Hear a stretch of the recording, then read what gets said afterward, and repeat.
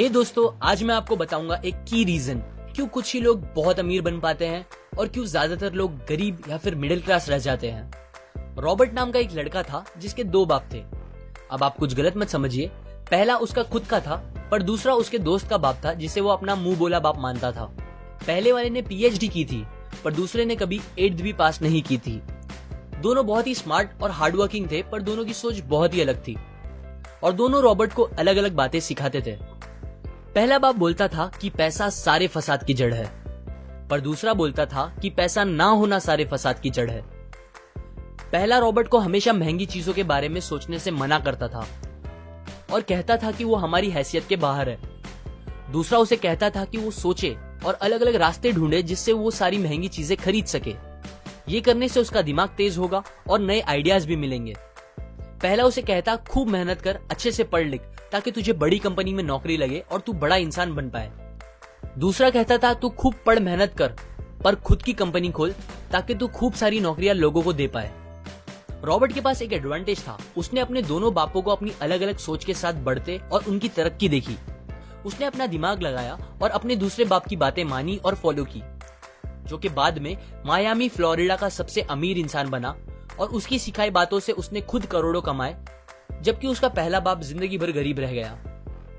सबसे इंपॉर्टेंट बातों में से एक बात जो रॉबर्ट ने अपने अमीर बाप से सीखी वो थी फाइनेंशियल लिटरेसी, जिसका मतलब है एसेट्स और लायबिलिटीज के बीच का डिफरेंस जानना।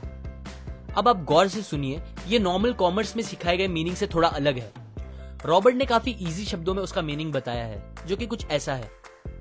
एसेट्स कोई भी वो चीज होती है जो आपको पैसे बना के दे या फिर आपके जेब में पैसे डाले, और लायबिलिटीज वो चीजें होती है जो आपके जेब से पैसे ले ले या आपके पैसे खत्म करे। अमीर लोग इसीलिए अमीर होते हैं बिकॉज वो अपने एसेट्स बनाते हैं, जबकि मिडिल क्लास लोग बस लायबिलिटीज पे खर्च करते हैं। मिसाल के तौर पर रमेश और सुरेश नाम के दो दोस्त थे। दोनों सेम पोजीशन और सेम सैलरी पे काम करते थे। जब भी उन्हें सैलरी मिलती, रमेश अपनी सैलरी से नए कपड़े, नए गैजेट्स, नया फोन, बाइक या कार ऐसी चीजें खरीदता था जो उसे अमीर जैसा फील कराती थी। पर वो ये नहीं समझता था कि ये सारी चीजें लायबिलिटीज है जो उसके पैसे उससे ले रही है, ना कि बस जब वो उन्हें खरीदता है तब, बल्कि आगे भी मेंटेनेंस वगैरह के लिए, जिसकी वैल्यू वक्त के साथ कम हो जाएगी और ना ही वो उससे आगे कुछ पैसों का प्रॉफिट देगी। बट सुरेश ऐसा नहीं था। वो ये सारी चीजें नहीं खरीदता था जब तक कि उसके लिए बहुत जरूरी ना हो वो चीज खरीदना।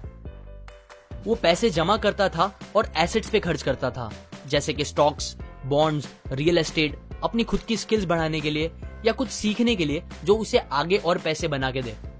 2 साल बाद सुरेश करोड़पति बन गया, जबकि रमेश वैसे का वैसा अपनी कम सैलरी को कोसता रह गया और कहता था कम सैलरी उसके मिडिल क्लास होने का रीजन है। एक गरीब इंसान का कैश फ्लो कुछ इस तरह होता है। उसे पैसे मिलते हैं और फिर वो पैसे उसकी जरूरी खर्चों में खत्म हो जाते हैं। एक मिडिल क्लास का कैश फ्लो थोड़ा सा अलग होता है। उसे पैसे मिलते हैं, वो पैसे जरूरी खर्चों और लायबिलिटीज में खत्म कर देता है। इसीलिए मिडिल क्लास और गरीब में ज्यादा फर्क नहीं है। मोस्टली मिडिल क्लास लोगों को लगता है उनका घर उनका एसेट है, पर ऐसा नहीं है। आपका घर आपको पैसे बना के नहीं देता अनलेस आप उसको भाड़े पे दो, जबकि अमीर लोगों का कैश फ्लो ऐसा होता है। उन्हें पैसे मिलते हैं, वो उस पैसों से अपने एसेट्स बनाते हैं पहले और फिर उससे बने पैसों से खर्चा करते हैं। इसीलिए वो अमीर होते जाते हैं क्योंकि उनके इनकम के सोर्स बढ़ते जाते हैं। अगर आपको अमीर बनना है तो ये बात याद रखिए अच्छे से। इस बात से फर्क नहीं पड़ता कि आप कितना कमा रहे हैं, बल्कि आप उन पैसों को कैसे और कहां खर्च कर रहे हैं, ये इंपॉर्टेंट है।